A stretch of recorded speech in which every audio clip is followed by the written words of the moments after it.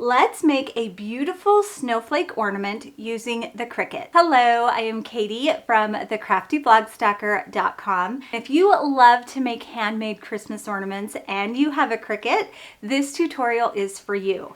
Make sure to hit that subscribe button. These are the supplies I am using, and I do have a complete supply list with links in the description of this video and in the blog post. Also included is a design that I created specifically for this project, and you can download that for free on my website, thecraftyblogStalker.com. I will be cutting with a Cricut Maker, so I am using this scoring blade for the Cricut Maker. If you are using an Explorer or the Joy, you can use the scoring stylus for that machine. I'll start in Cricut Design Space and open a new project. I need to upload that file, so upload. I'll grab the file from my downloads folder and drag and drop it in. There is the file. Click continue. I can name it, add tags if I want to. Click upload. Here is our file that we're going to cut. Before we cut it, we need to make a few changes to the design. I'm going to shrink that. I'll come over here to the layers panel, left click, ungroup. These little lines in the snowflakes, those are supposed to be score lines. When creating cut files, there is no way to specify which lines are cut and which lines are score or draw. They all just come in as cut. So we have to go in and manually change them once we are in Cricut Design Space. Over here in the layers panel, I'll highlight just the lines. Under operation, I'll change those to score. You can see that they kind of go to a dashed line there. Then I want to highlight the snowflake and the lines and attach. I'll do the same with this larger one. Highlight the lines, change to score, then attach.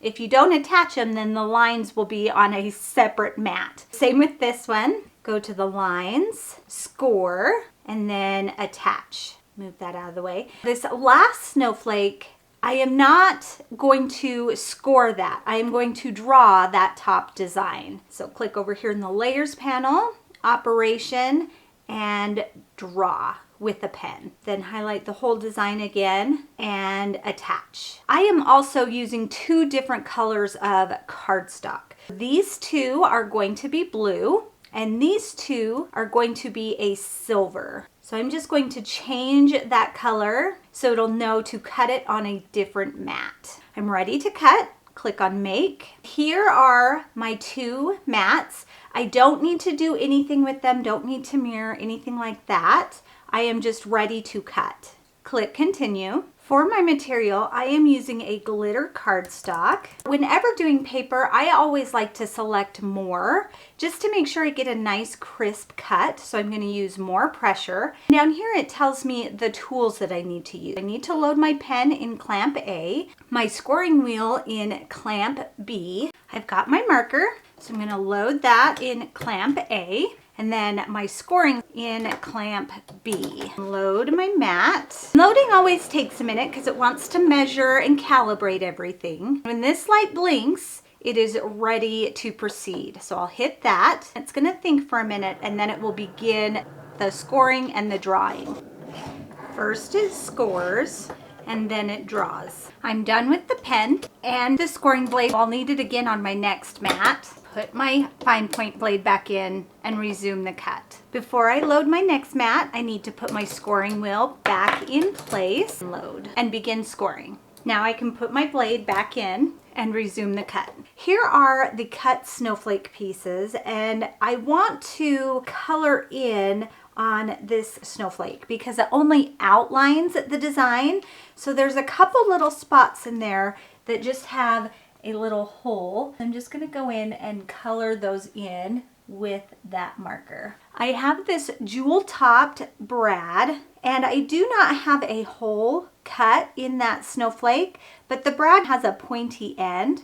So I'm just going to push that through right there in the center. Then open up those tongs on the back side to secure it in place. That will be the front of my ornament. Now I want to fold along these score lines. I want to fold up on the longer pieces and in on the shorter pieces. So we'll start with this largest snowflake, fold it along those score lines, and then press down with the bone folder so I get a real nice crisp fold. Now go to the next section. You can do it all the way across or just do a section at a time, whatever your preference. It doesn't really matter. I have all of my peaks folded, so now I'm going to turn it over and fold the valleys. There is one snowflake finished. I'm going to repeat that for these two snowflakes. All of the snowflakes have been folded on those score lines, and the reason we fold them is just to give them a little bit more texture. I'll bring in my glue gun, and now I will glue them together. I'll go from largest to smallest, which also happens to be every other color. I'll take my hot glue gun and put some glue all the way around that inside back, and then layer it on that back piece. I'll take my next color and do the same thing and my top layer. To hang the ornament, I have some silver ribbon. I'm going to use one of these little finger protectors so I don't burn my finger. Turn the ornament over. Just put a big old glob of it right there. And then put that ribbon in the hot glue and push it in there. And there is the ornament. If you want it to be double-sided, cut 2 of these and then glue the other one right onto this one. And then you wouldn't have to worry about people seeing the back. Isn't that such a cute ornament? It was super easy to make using a few different Cricut tools. Thank you for joining me today. If you want more fun, free craft tutorials, check out my website, thecraftyblogstalker.com. Thanks everyone. Bye and happy crafting.